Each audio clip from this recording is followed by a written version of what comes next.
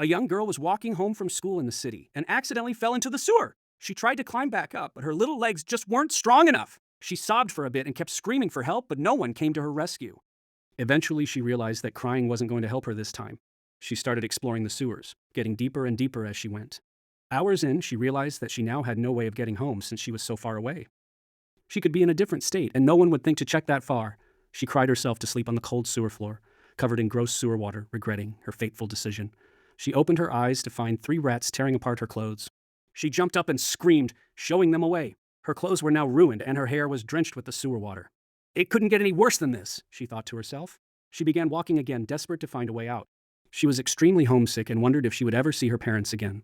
They had probably called the police by now, and her face was probably all over the news. The girl kept walking. Deep in thought, she was committed to making it out of there alive. Suddenly, the girl tripped on a stone and face planted onto the sewer floor. She stood up slowly, fighting back tears. "I'm almost there," she told herself over and over. She touched her face, which ached from the harsh fall, and stared at the blood all over her hand. Her knees were all scraped up and she had a pounding headache, but she decided to keep moving. It was her only chance at surviving.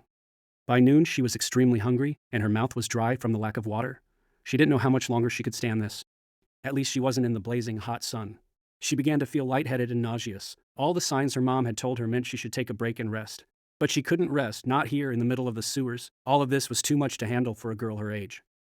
She was about to give up when she saw a small light coming from the tunnels ahead of her. She let out a sigh of a mix of exhaustion and relief and started thrusting her body through the tunnel. She was so close to getting water, food, and seeing her family again.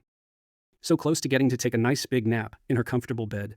Perhaps her parents would let her sleep in their bed for a bit, the most comfortable bed in the whole wide world, made of what felt like real clouds. She could feel the light getting bigger, the exit getting closer. She actually smiled thinking about how good it would feel. But as soon as she stepped into the sunlight, she collapsed from exhaustion. And the last thing she heard before she hit the ground was, "Is that her?" She woke up in a hospital bed, with a boot on her right leg and bandages wrapped across her face. She had bruises all over her arms and legs and a sharp headache. Her parents were standing over her and her little brother was watching TV in the corner. "Oh, honey," said her mom once she had realized that her daughter was awake. As soon as her brother heard his mom speak, he snapped his head around and shouted, "Look, you are the news!" The girl slowly turned her head to face him, moving slowly and carefully because every bone in her body hurt. She was horrified to see her name under the title, "Breaking News!" and a picture of her passed out by the sewer exit, looking worse than she ever imagined. She was so dirty you could barely tell what color her skin was, and her body looked so bruised and bloody. Her hair was a literal rat's nest, and she looked like a homeless girl who had just been through the apocalypse. The news reporter spoke slowly and clearly, horrified. "Young girl found unconscious at sewer exit in China, looking like she'd been through the worst thing you could imagine." And from then on, she knew that she'd be Sewer Girl for as long as she lived.